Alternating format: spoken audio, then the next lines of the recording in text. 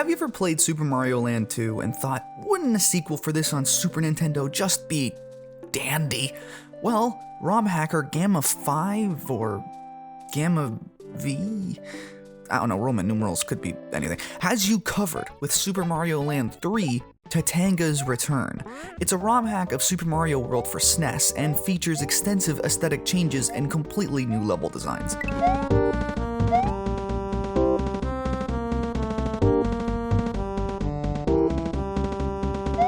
While the exact date of the full release of Tatanga's Return eludes me, it looks to me that the first completed version came out in April of 2016, and you can tell that it has the polish of a more recently refined and released game.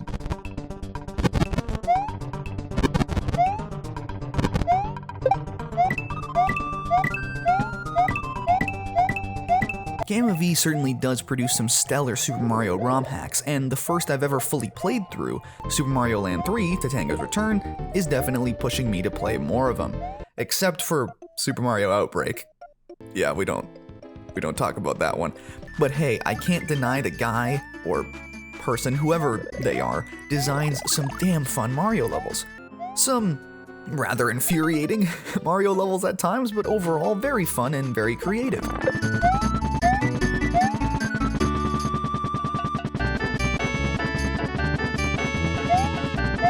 All the sharp controls of Super Mario World are present here, so if you know the physics and gameplay of that game, or basically any other 2D Mario game, you'll be right at home here. And even then, there are control nuances and gameplay mechanics that have been creatively implemented to better enhance levels. The gorgeous UI that slides in and out leaves so much more room for levels to fill the screen, and it feels so good. It literally feels like changes modern Nintendo would make to an SNES game. Also, the music of games released up until 2016 litter the levels, all changed to fit the Super Mario World sound chip. And man, are many of these tracks just awesome renditions.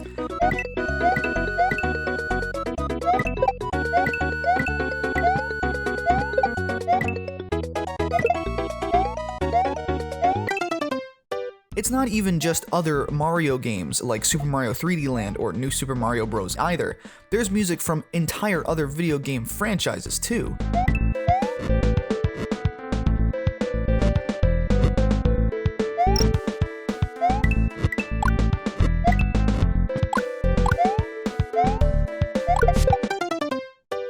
All the tracks feel right at home though, despite taking music away from non-Mario sources. It's all been carefully weaved into the overall experience.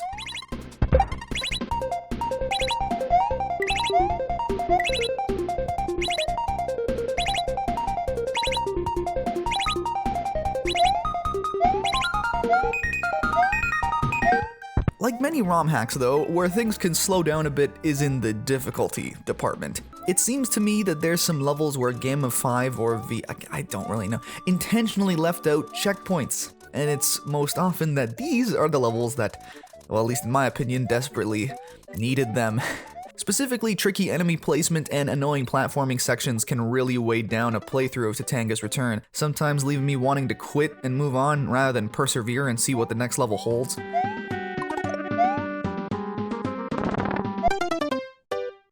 A lot of trial and error will be required in order to complete this game. It's not necessarily a bad thing, it's just hard, and patience is very much a virtue.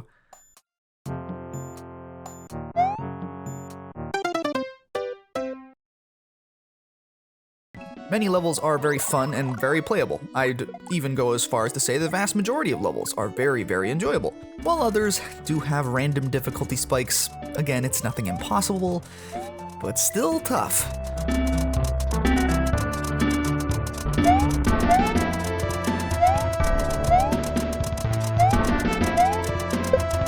For all the challenge though, what the ROM hack does offer are solid level designs that rival the levels from official releases.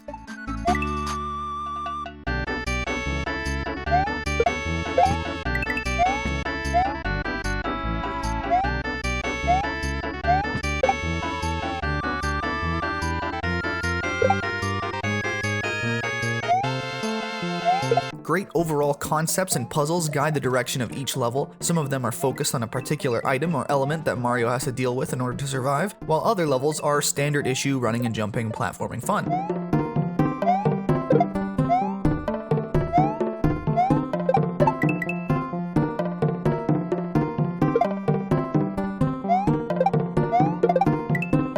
While the placement of enemies can feel unfair initially, most levels have an early warning system of sorts that allow the player, if attentive, to foresee what's in store, at least a little bit. For some reason though, the camera does this very annoying shifting around mechanic sometimes, and it can be a real killer when it comes to normally progressing through a level. There's like these sections where enemies are hitting blocks that decide what blocks are visible and that you can actually jump and land on. And depending on where the camera is, that affects what is live in the actual level itself. So if you're past a Koopa Troopa or Koopa that has hit one of the blocks with the camera, that Koopa does not exist anymore, so you can't rely on that pattern anymore. You have to find another Koopa later on in the level that can hit the block, and that will be visible. Like, it's hard to explain, but just trust me, if you play, you'll get what I mean.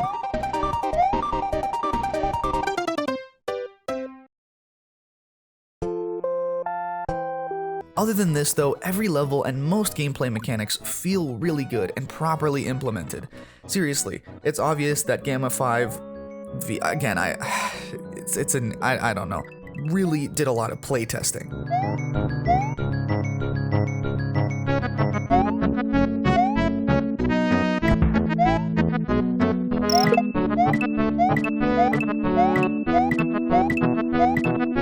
If you're looking for a new 2D Mario platformer that, while unfairly difficult at times, will ultimately provide levels and moments that rival the main games, look no further than Mario Land 3 by Gamma 5.